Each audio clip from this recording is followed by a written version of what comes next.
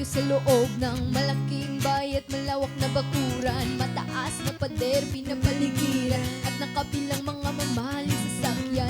Mga bantay na laging bulong ng bulong, wala namang kasal pero marami ang nakabarong. Tumaas man ang ulan ay walang butas sa bubong, mga plato at kutsara na hindi kilala ang tutong at ang kanin ay simputin ng gatas na nasa kahon na kahit na hindi Pasko. Sa lamesa ay may amon, sarap siguro mayroon sa bahay na ganyan. Sabi pa nila ay di tumurin, matatagpuan ang taong nagmamayari ng isang upuan na may pagkakatao'y pinag-aagawan. Kaya naman di niya pinag-aagawan, kung makikita ko lamang siya yang siya sisigawan.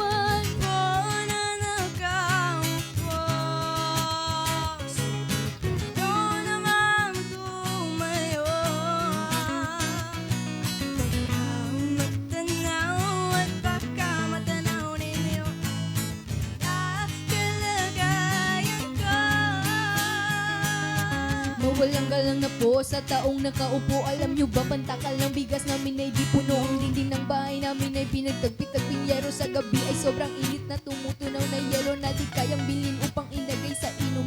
Pinakulong tubig sa lumang tapuri uli-uli gamit ang panggatong na inanon lamang sa isero na nagsisilbing kusina sa umaga. Yaking banyo ang aking inay, may kayaman isang kaldero na nagagamit ang pag-aking ama ay sumisweldo.